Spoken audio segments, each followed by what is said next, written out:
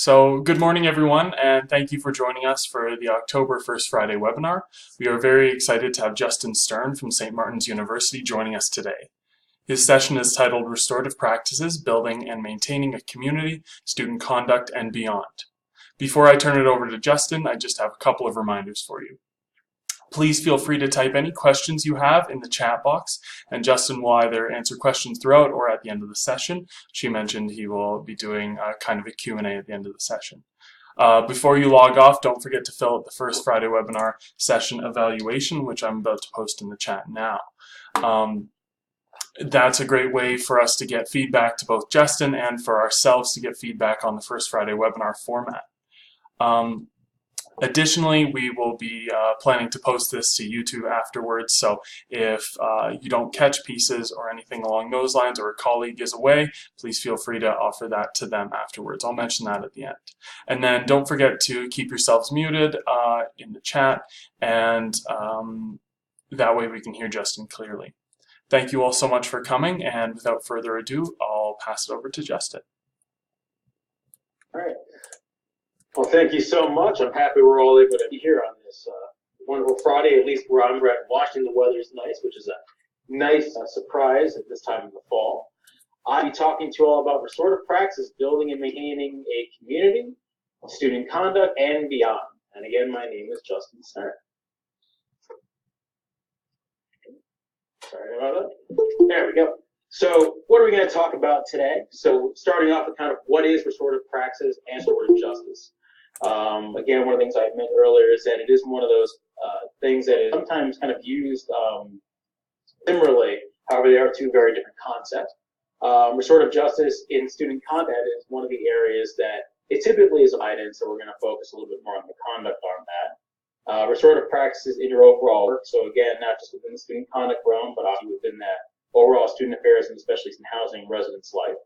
And how can you be restorative? So talking through some practical application, and again, giving some time for that Q&A. There's a lot of fluidity to the way restorative justice and restorative practices can be applied on a college campus. I want to make sure we're bringing some time to kind of be able to entertain some of those questions and through some of those things.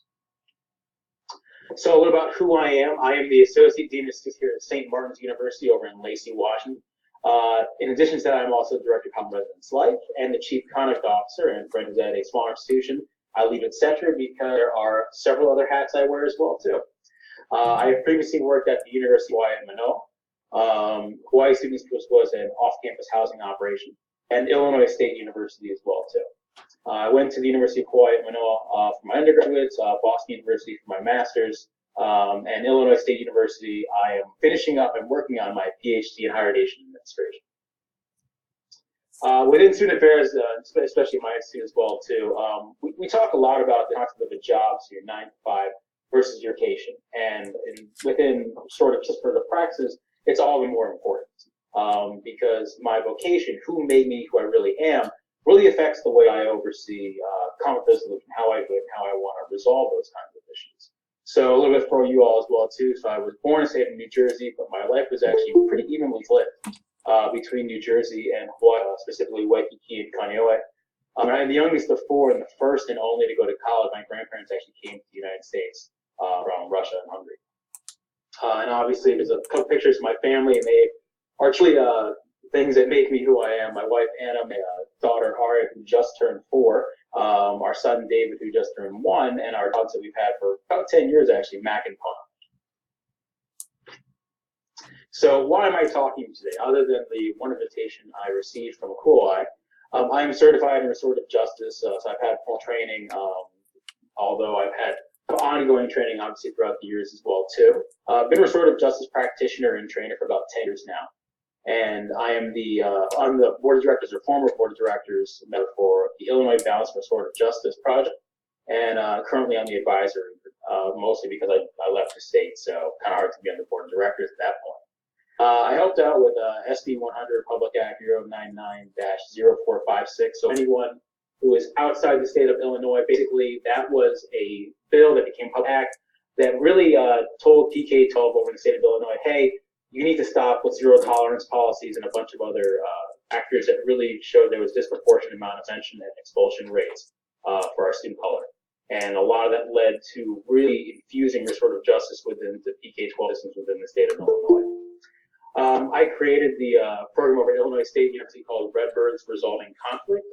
It's a student organization over there that actually stands for restorative justice and mediation. So something nice little feather in the cap for us over there. Was the first in the name to really kind of get started like that. Throughout my time within restorative justice, I have hundreds of students, faculty, and staff in P12. And I love it. I love work. And most people, when you talk to them who've been doing restorative justice for a while, will tell you the exact same thing. It really helps fuel you. And there's little photos of just some of the students that I've had a chance to work with in the trainings. All of them basically are volunteers. So the idea of them putting up, 40 out of their time to learn something like this because they really care. That's kind of part of the passion that they need to have when they're talking about putting into a restorative model or restorative justice. So when we talk restorative practices and restorative justice, a couple of things to kind of get us started a little bit. Restorative practice is really something that is viewed as kind of a proactive approach. So something that really you're setting up the community for success. You are having conversations, you're getting people comfortable with each other, you're helping them with that community before kind of issues really start to arise. Versus restorative justice sounds very kind of like what it is in a lot of sense. Typically, it's used for kind of a reactive sense, kind of part of the reason why the word justice is in there. There was some kind of harm, and now you're going to make things right, trying to figure out a way to move forward with it. That's kind of an easier way to kind of set the two into a different kind of concepts. Again, often when I'm talking to people, they'll kind of interchangeably, but there is a vast different out of the way they're used. But restorative practices typically is kind of viewed as the umbrella for how those are learned. Both are very people-focused, people-centric. We're going to talk about in a second about concepts about student conduct, and for any of you who have a hand in student conduct know that often than not, a lot of it is kind of focused on the idea that there's broken policy, and that's what we're kind of focusing on, versus sort of practice and sort of justice really call for us to refocus our aim on the person. There's a lot of negative involvement, there's a lot of conversation, and it needs to make people who are involved in it need to be comfortable with having those conversations, with being able to navigate some of those more challenging things versus more of a black and white concept of things. And both do require a significant attitude and culture or overall mindset shift. So I always encourage students, faculty, staff, institutions when I'm working with them, if they're looking at going in restorative practices routes, to really make sure they're having deep conversations, and long-standing conversations with a multitude of their stakeholders, really talking through where do they really feel like they're at right now, what do they think the weaknesses are in their process, and why they want to move a restorative route. That's a really important conversation to have, not just because, restorative justice is a buzzword, we're going to move in this direction. Whereas like, no, how does it really fit your campus culture? And if it doesn't, and you really still feel it's applicable, how are you prepared to move your campus culture in that direction? And that's something really important to start talking about at that moment versus trying to figure out in the aftermath. It's good to kind of get that momentum going first. So one of the areas I want to kind of start off with, and this is something I think that most institutions can kind of really have a good conversation about, is really talking about your overall mission, what makes your institution unique.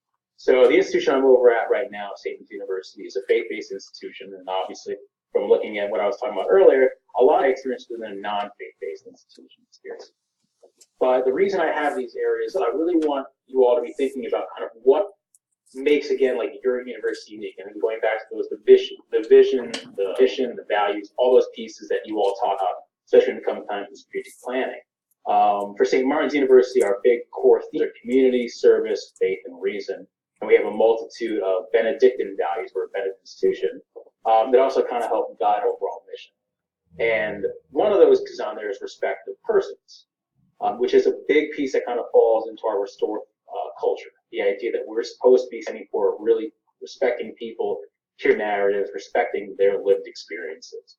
But on the other side, obviously, I have been overall values, and these are just kind of cherry picked a little bit from other institutions, and a lot of them perhaps something along the lines of learning and scholarship, diversity and inclusion, respect obviously is a big piece you see in a lot of things as well, collaboration, individualized attention, civic engagement, and integrity. So the reason, again, I want to tease out is really thinking about the idea of these are the areas that you want to be focusing on. You're building out your restorative plan. How do you want to kind of lead forward? How do you get people involved in it? And a good way is fall back to those overall mission and value visions that kind of make your institution unique. Because those are the things that you're going to talk about in terms of like why restorative practices even should happen on your campus, and why it's important to the student body. And even as a marketing piece to kind of help sell those stakeholders on why it's important. And some of the parts this is really going to play into that creation of your code of student conduct, which for a lot of us is kind of that guiding doctrine for pretty much everything we do within not just student conduct, but a lot of other areas that it kind of touches on. Your overall process, so not just those rules, regulations, and the policies, but your overall procedure. And I'm going to talk a little about that a little later. Really how restorative practices, restorative justice is an overall shift in the way you're even having conversations with students. And then again, navigating those conversations, like I was just saying, those are going to really shift if you've been in a very punitive system. It's going to really shift when you shift to a restorative practices model about how those conversations are being had, really what you're viewing as an overall conduct piece, and even all process-wise, where you may start that conversation. Are you going to start closer to maybe a 1, or are you going all the way at 10 in the beginning? So we'll kind of get into that too. So when you think about what your student conduct is, and I talk to my student conduct administrators on campus about this as well, typically we'll start off like, oh, it's those rules, policies, etc. students to kind of abide by. And I cross that out when I do training with my staff. And I talk really about the idea it's what the institution expects of the student, but also what the student can really expect the institution. It's supposed to be that community agreement. We're in this together, both students, faculty, and staff, and the reality that this is supposed to kind of be a pact between the overall community. And that is one of the simplest ways of starting off that mindset, really helping people understand that, yes, your code of student conduct, your student handbook is going down, your rules, your policies, your regulations, obviously, but really talking through what's the purpose of that. It's to set down those community expectations, but then you're also having those process built in so students understand, like, this is what you can expect from us now because you're now a member of this community.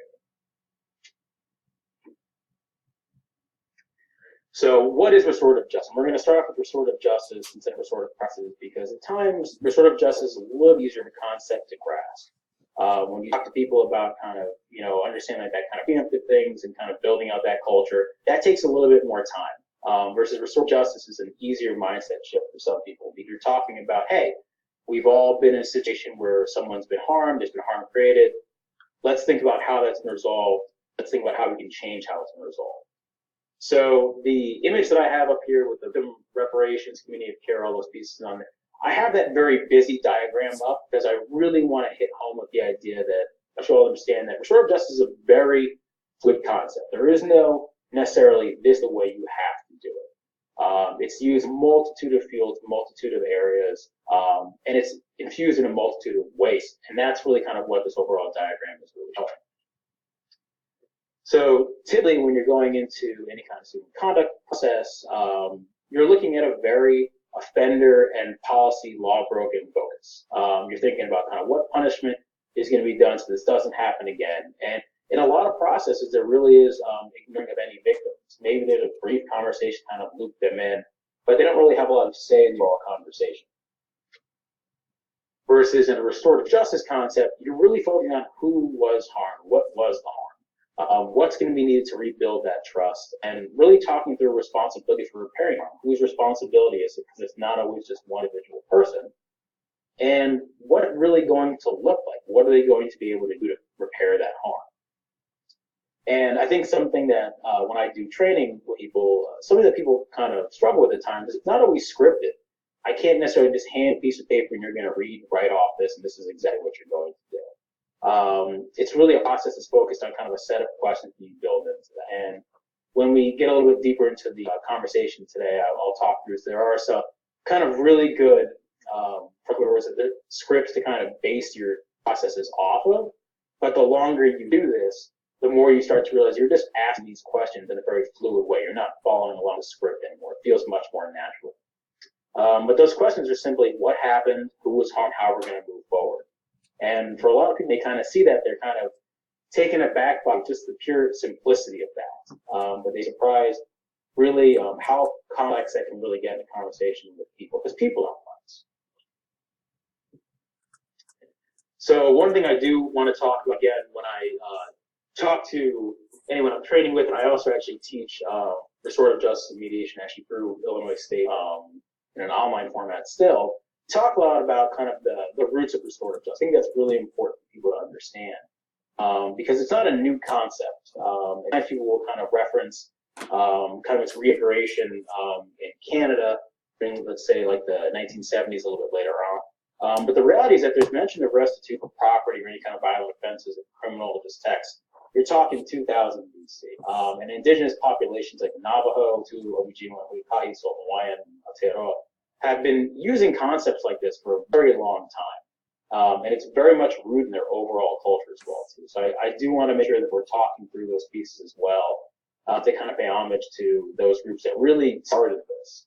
And if anyone has any affiliations with those groups and has had interactions, these processes, you've seen that there is a very cultural and almost spiritual connection to this. In restorative justice, typically almost an opening ceremony in a lot of them, and sometimes there is maybe a short prayer or there'll be a short kind of observation period where there'll be just kind of sounds. I see people light sage and other spices, kind of get people a very clear mindset to be able to delve into this deep conversation. So it's important to recognize it is a cultural practice as well too. It's not that we kind of invented in the new age as well too. So something to bear in mind well. So perceptions of restorative justice, and I am phrasing this kind of in a way from conversations that I had at times with holders that were a little bit harder to convince. I want to make sure that I'm kind of putting that out there for people, kind of prepare them for some of the commentary and questions they may get. Very much people at times feel restorative justice is going to be an easy way out. Oh, you're just a conversation with them. Or it's for touchy-feely. So people who feel that they're not very high up on their emotional intelligence quotient, that they feel like, oh, I don't know if I can do this part, or is this really going to do anything? This concept of not really punishing people, so how is it going to fix anything? Again, a very punitive mindset.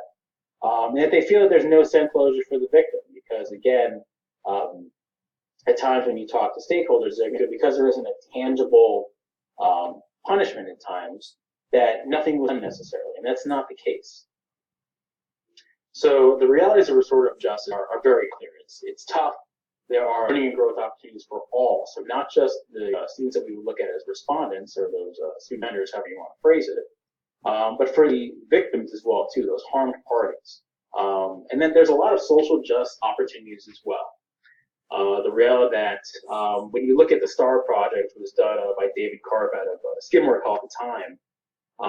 They did real good data sets for this, and I highly encourage anyone to definitely go through that, read through that paper. It's fantastic, and it's got a lot of really good pieces on there. It's not too dated either, which is really good. But in those two pieces, two kind of cuts they talk about harmed party satisfaction with the process and also student offender learning outcomes as well too. And if you look down the harmed party satisfaction with restorative justice, you're going to see they have really high satisfaction. And for anyone who's had any kind of student conduct assessment, you're going to see that harmed parties typically, if they're even involved in the process, which again is hit-miss depending on where you're at, there's not a whole lot of satisfaction there. There's maybe yep, I feel like I was involved, I was informed of rights, and I was able to kind of get more information about my rights. Not so much like, did you feel like the people were held accountable? Did you feel like there was any kind of meaningfulness to this as well too? So again, really, really important things to kind of think of. And on the flip side as well, is that student offender as well.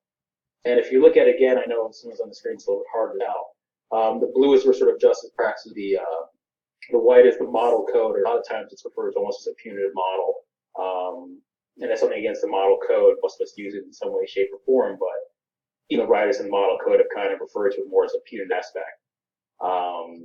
But if you get the restorative justice outcomes, you're seeing that they're much higher than the model code aspect. It's like I had a voice, I took responsibility, talked things out, things like that. And those are really important because for any of us who've had those conversations in the student conduct setting, students are much more receptive to outcomes where they feel like I am part of this process. I also came to the solution. I am accepting responsibility as well too, versus I'm just being told what to do because I screwed up. And you don't get a lot of growth at it. You also don't get a lot of buy-in students will complete a sanction just because told to do so, versus this is an opportunity to really think about what are harm in this community. How are you going to make it right? And really kind of having that conversation about it all too. And again, we talked about the restorative questions. These are a little bit more broken out for people as well. So when you're talking about challenging behavior versus when someone has been harmed, if you notice, if you cut down those lists of questions, they look really similar. And that's because the relative are. You want to be having a similar conversation with both parties because you want to have them kind of similar mindset about what had happened, how this impact was had on both parties, because there is an impact even on the student offender at times as well too. I mean, that's just outside sometimes of the student conduct process. Oftentimes students are thinking about, I really harmed someone. What does this really mean to my life in terms of maybe how I was raised or what I really thought I stood for as a person? And again, talking about what are you going to do to make this right, having that conversation with all parties involved. And I like the diagram that we have in the middle with the harmed, the community offender as well too, because it's important that we kind of look at that and the idea of this kind of restorative justice is typically put into like a circle concept. So you'll have your participants sitting in a circle, and it's not just necessarily the direct harmed party, the offending party, and that's it. You're having people that can kind of build in as well too, and we're going to talk about what that looks like a little bit as well. But it's important to recognize that this is a larger conversation at times too, and it also requires some bond as well. One of the things I don't necessarily have kind of teased that presentation, I do want to put particular attention to as well. And if you look at the resources I have after this as well, they talk a lot of the reality that you need to have buy-in from all those parties. You can't force one into a restorative justice conversation or process. You need the person who's the offending party to take responsibility. You need the harm party to be very much prepared to have that conversation. And you need to be very careful about who you're choosing from the community to engage in this as well too. And the reason is that, for one, you don't want to re-victimize the harm party. That's the last thing you want to do, which is often when you have conversations with people with restorative justice, especially circling Title IX, for example. You hear a lot of people that are very nervous, is the best way of kind of putting it, to engage within Title IX and restorative justice, because there's a lot of concerns about re-victimizing the person that was harmed in that situation. And again, even on the side of the offending stick, you want to make sure they're in a good place to have conversation. I've seen justice go wrong when I've talked to colleagues about things where you have an offending party, they go in and they feel like they're prepared to have a conversation, and they are really not. They don't recognize how much harm they've really done, and when the harm party starts to talk about it, the offending party really has a hard time grasping that concept, and you can see that struggling with it, which is okay to have some struggle on there. But again, you want to make sure you're not adding additional harm to anyone. So again, those are things you really need to be thinking about in this construct as well. We can talk more about that kind of as the presentation gets to an end as well. So how do you conduct a conduct meeting? And I think for a lot of us, we start off with some kind of script. And I know even with my own staff over here, we kind of have a mock up or pieces, at least we're kind of making sure we're checking off, our, hey, welcome to our meeting, this is process, rights, responsibilities, all those pieces in there. But again, we talked about how justice doesn't always operate off the script. So it's okay to have some areas you want to make sure you're hitting on, but remembering that it doesn't need to necessarily go this very specific way. Restorative justice also really is important about transparency. Again, I want to make sure that you're being very informative with the students well too. So even within our own process, I know more and more schools, when I talk to them, doing a lot more with getting those rights and even what they call responsibilities for the students involved in the process out to the students, and not sending them via email when they get their, let's say, conduct me letter, but having a copy of those in their office so the student can sit down and review that information at the same time and ask real-time questions as well. Talking through motivation interviewing. So again, you have students that are sometimes going through some real trauma, and sometimes that's alcohol and drug issues or other pieces as well. Motivational interviewing give you an opportunity or in to kind of help them kind of get to their own conclusion and really kind of help them understand why they're at your institution and really kind of, what's at stake if they continue down the behavior they're at. And trauma-informed, obviously, for anyone who's done Title IX work as well, too. It's not always related to Title IX, obviously, but that's typically where it falls a lot of kind of being aware of kind of how trauma really affects an overall person or their mental state, the way they're telling their own narrative. It's something really important to be cognizant about well too. And just the overall narrative, like I said, restorative justice is something that is very focused on the overall person and being able to have those conversations, setting time aside as well.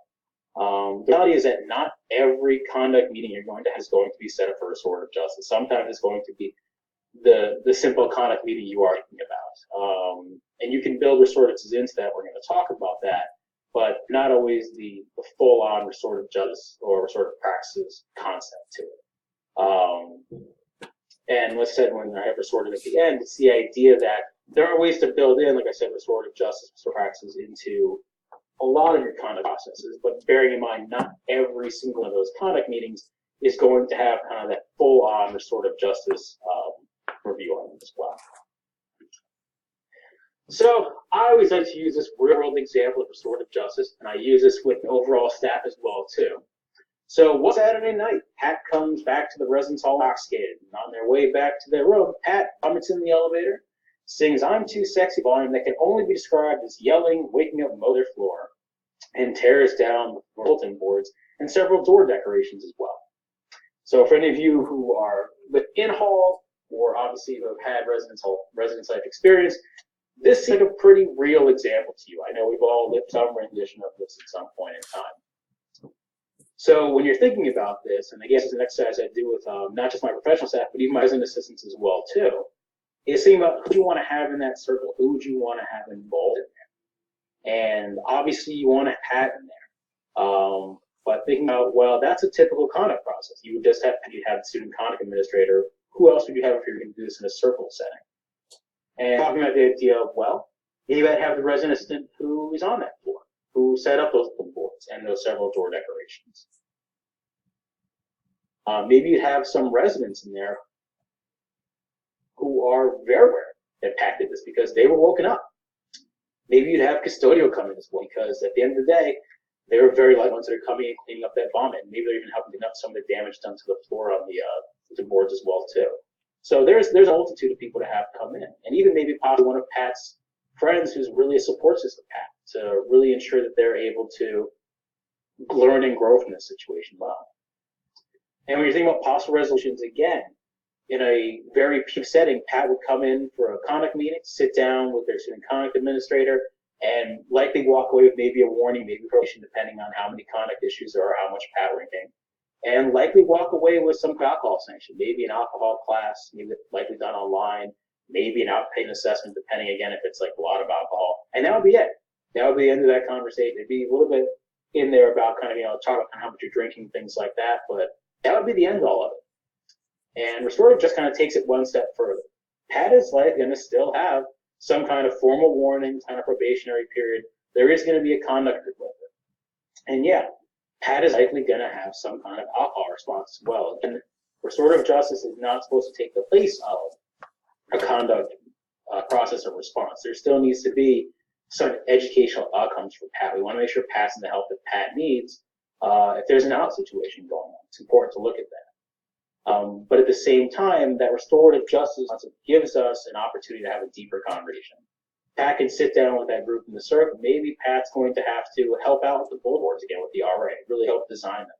They help redo some of those door decorations. Maybe Pat can help facilitate a program on alcohol consumption or healthy drinking within the residence halls. All those different pieces of things Pat can kind of do on there. One thing I do caution as well, and I know this, at times I'll talk to colleagues of mine, and they'll be using volunteerism, so they'll use community service, things like that, as a response to order of justice.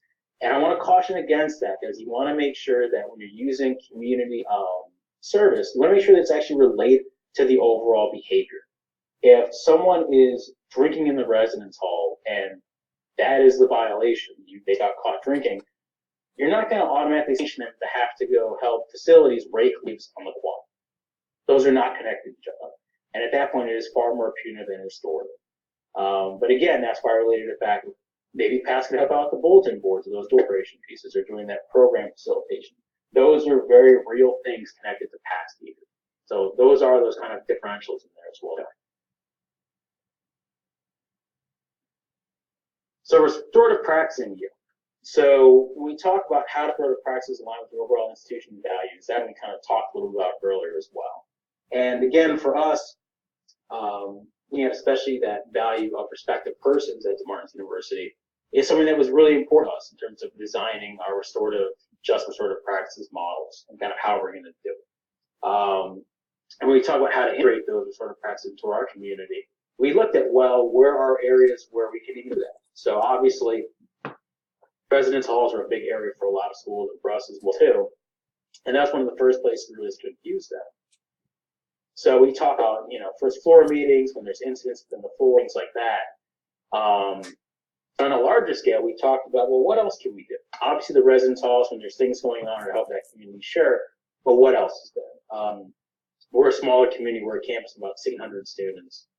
And for us, it's like, well, maybe we start talking about when there's incidents of violating on. We're made aware of it, things like that. Are we trying to create a restorative community in those pieces where people can get together on campus? We can have a much larger conversation about what's going on campus. What do we feel culture is? And we feel there's other concerns going on. I use the example when I was at Illinois State, the presidential election, we had a lot of students on campus that were concerned. And they didn't even necessarily know what they were concerned about. The mixture of safety, but necessarily a direct threat, just a lot of uncertainty about kind of what the next week, year, or 4 years of their lives are going to look like.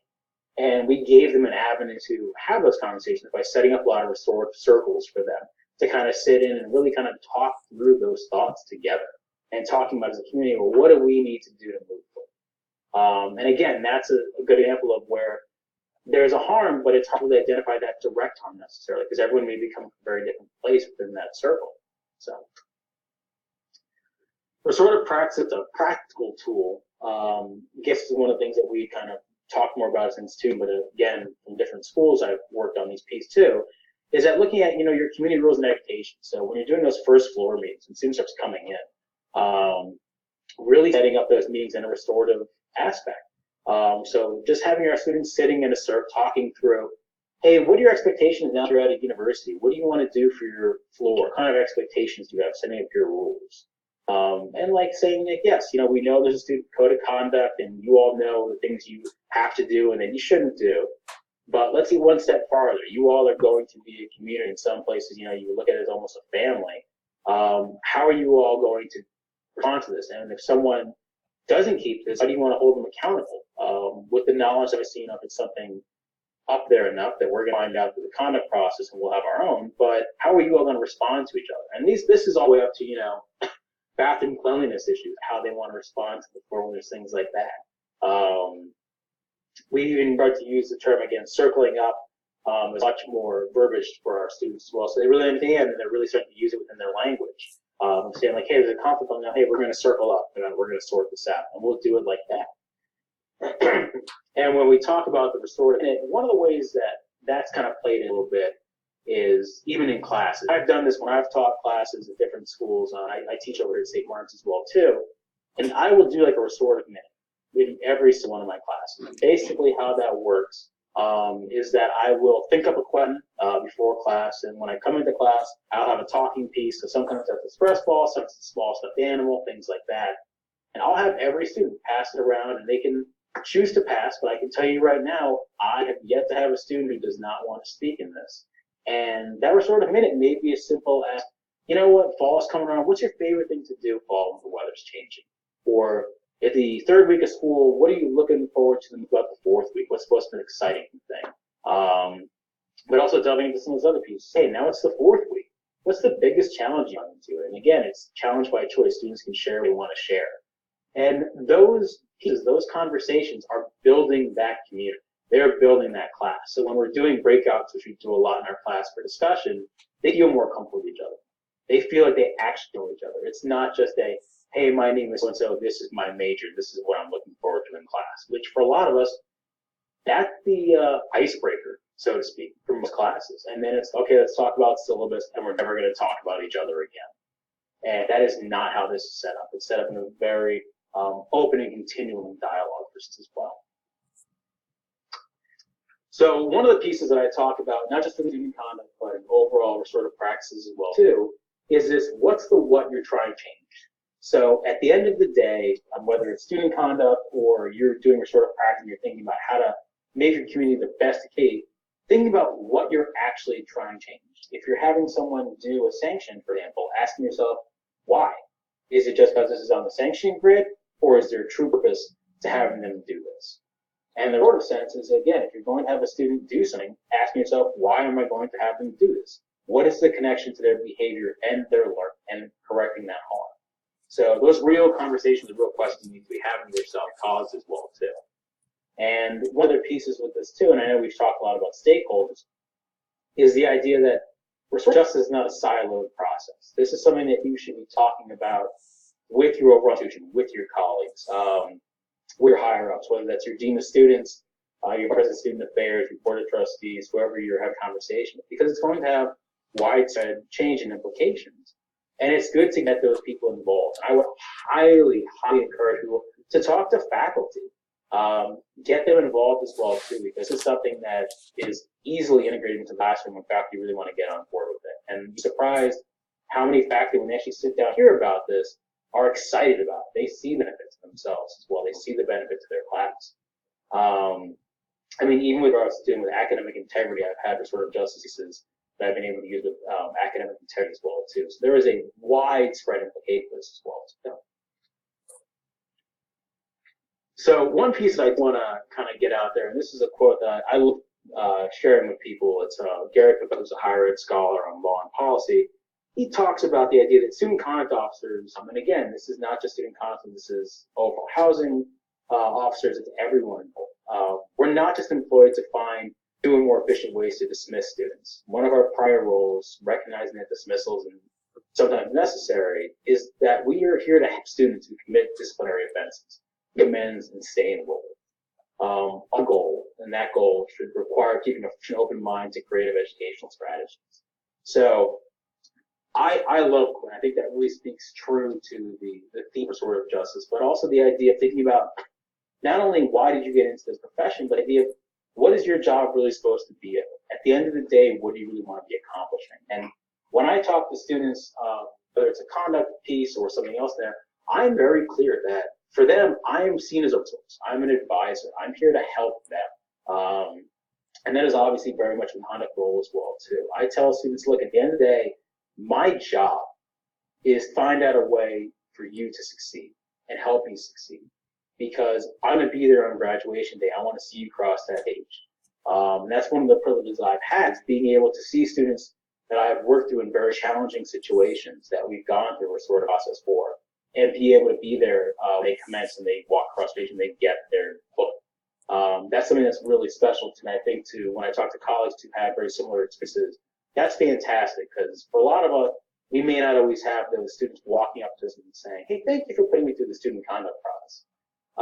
They're not always cognizant of them, but being able to see them walk across that stage and feeling like, hey, I had a part in that. I helped them learn, I helped them grow, and I did help you out there. And that's something I think that, again, kind of helps sustain myself, a lot of my colleagues, and kind of fuel us kind of going forward, even some of our challenging times as well, too. So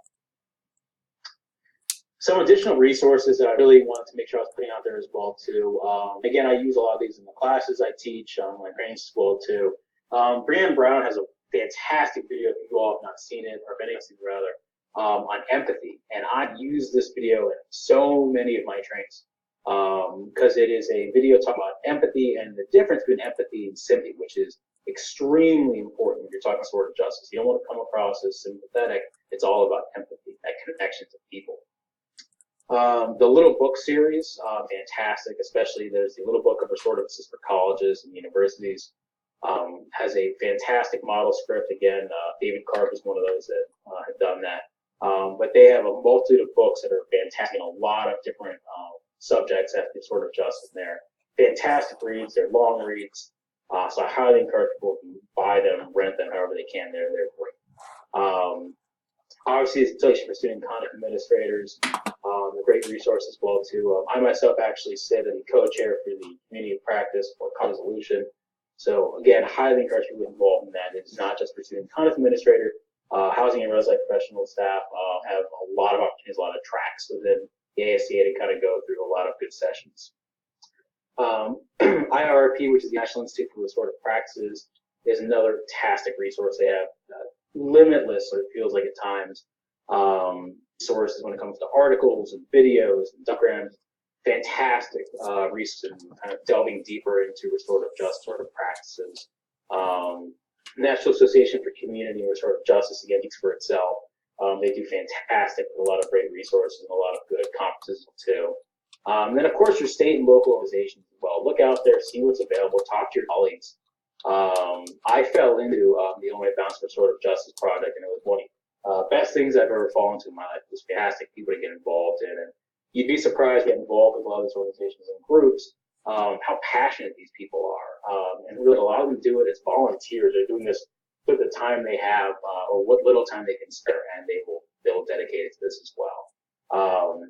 So I do highly encourage people to really access and use these additional resources, especially if they're in a place where they're thinking about bringing restorative justice, restorative practices onto their camps.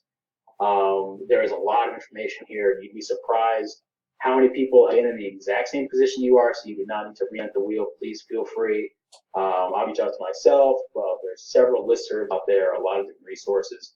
People within that community are very willing to help and very willing to support you in this mission to kind of grow restorative justice and restorative practices.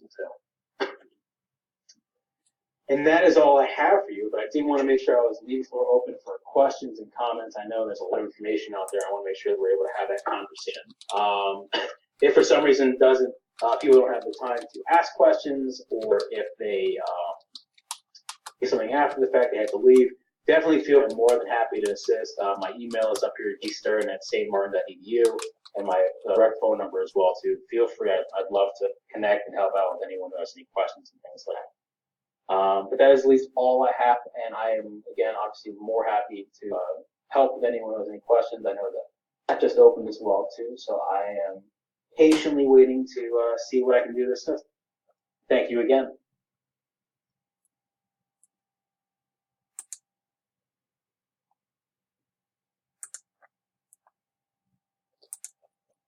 Thank you so much, Justin. Yeah, we'll see if there's any questions kind of coming in, and then we'll wrap up in a few. But we'll give a couple minutes for people to type out questions.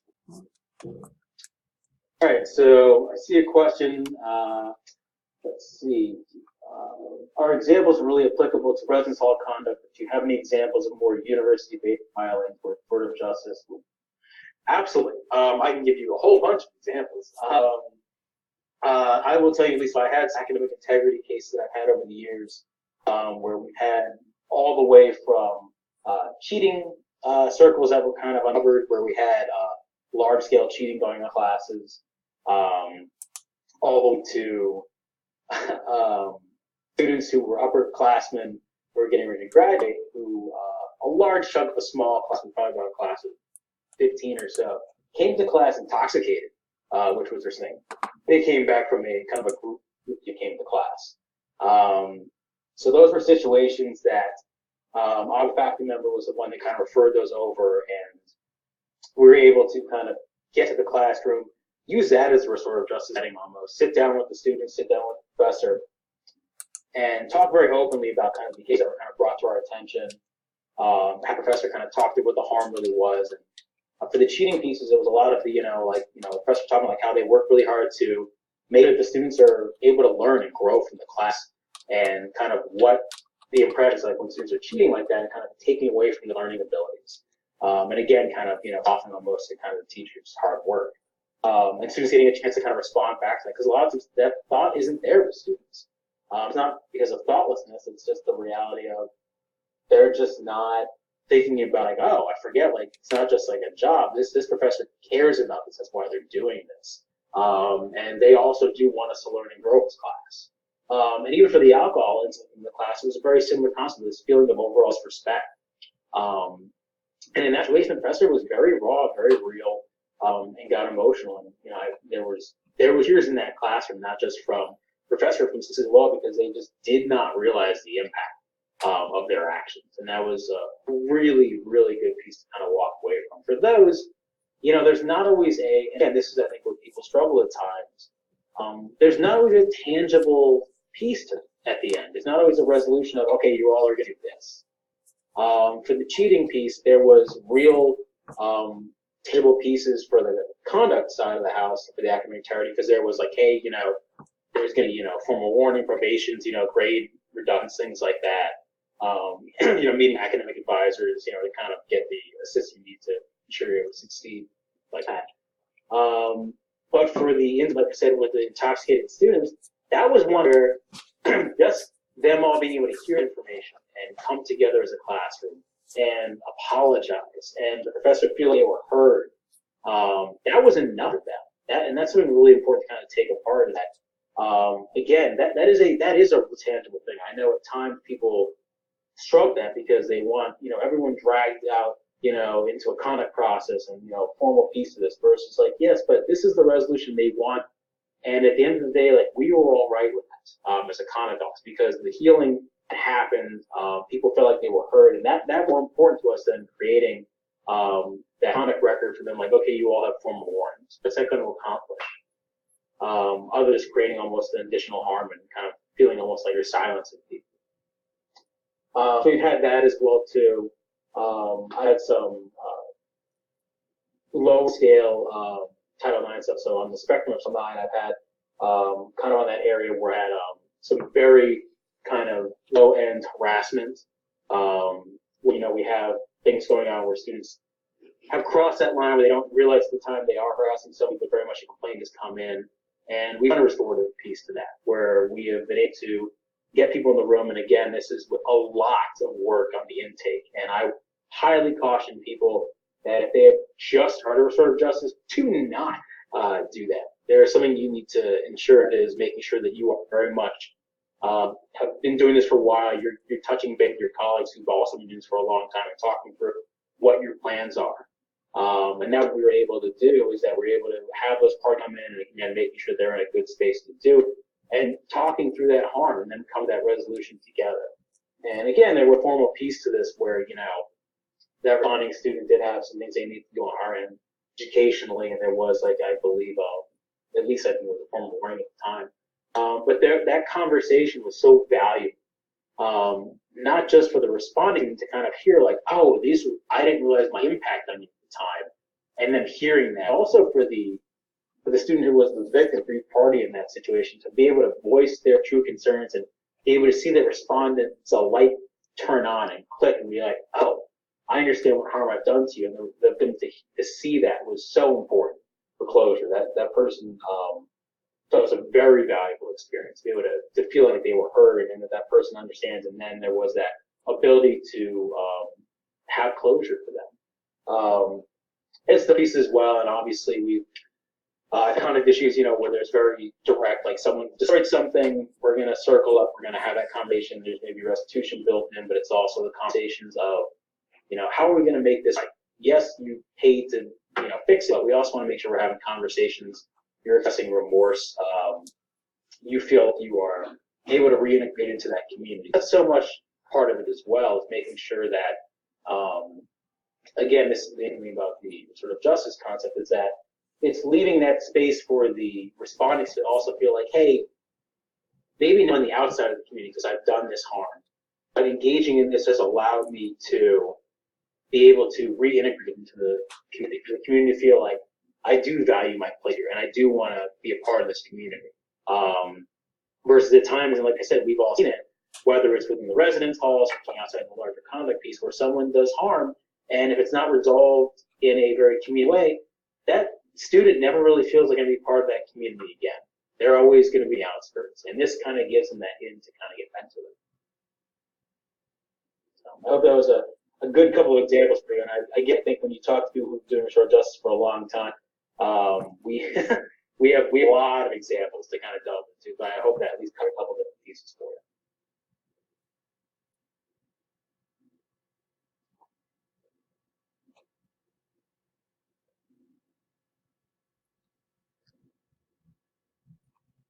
Is there any other questions?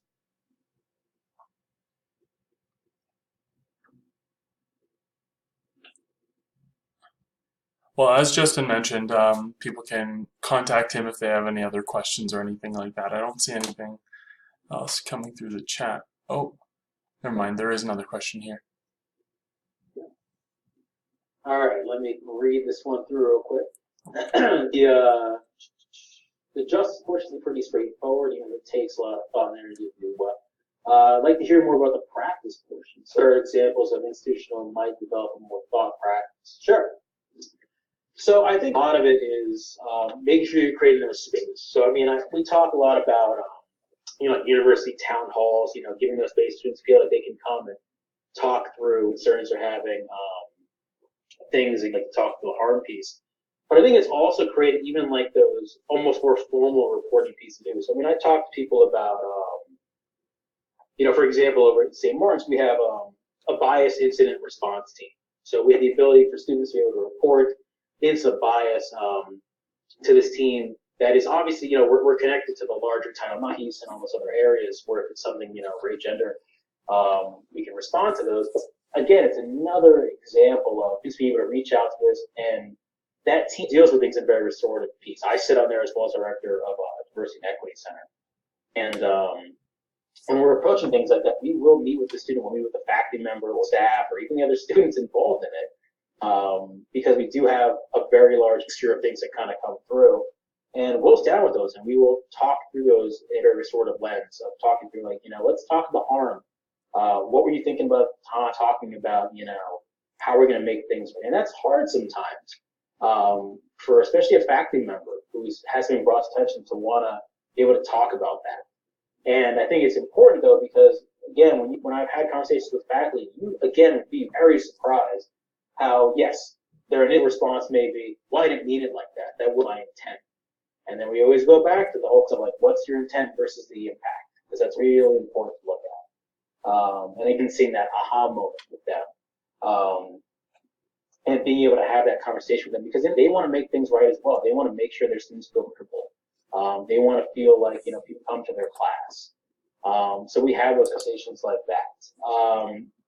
And the other parts as well too is getting students involved is an important aspect. When I was over at Illinois University, I can tell you that one of the pitfalls we had was that we had used volunteers to do mission restorative justice for a long time, and it failed for all intents and purposes because people became interested because maybe we didn't have enough cases coming through, and then they kind of went to the wayside, things like that, became disinterested.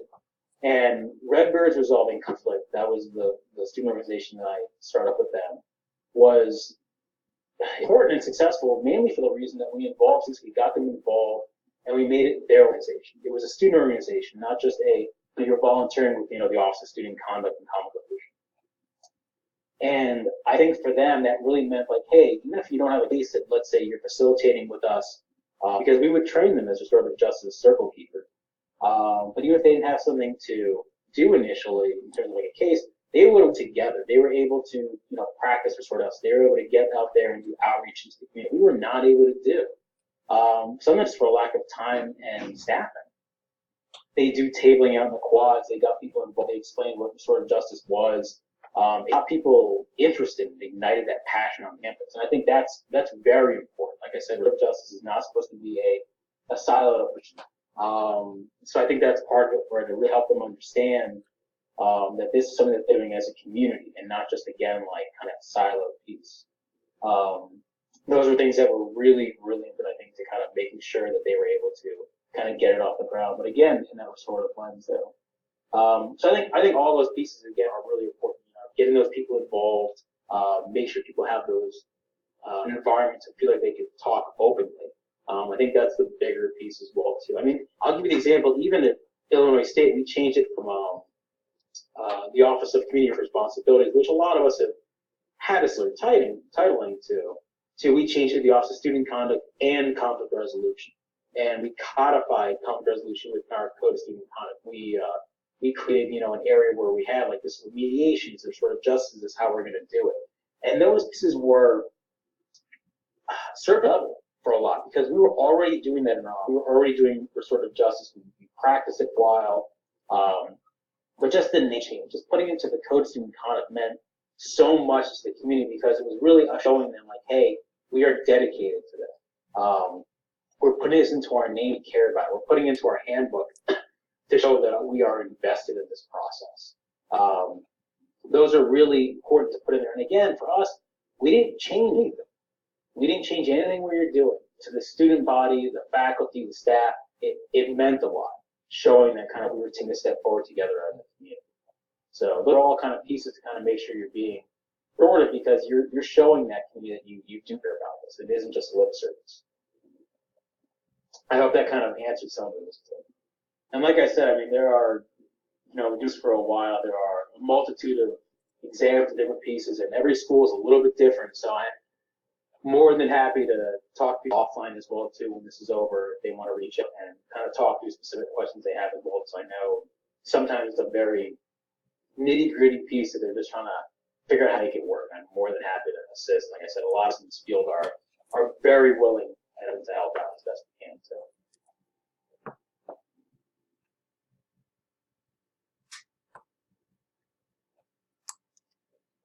Well, that was excellent, and I think with that, if we're not seeing any more questions, we'll maybe end it there.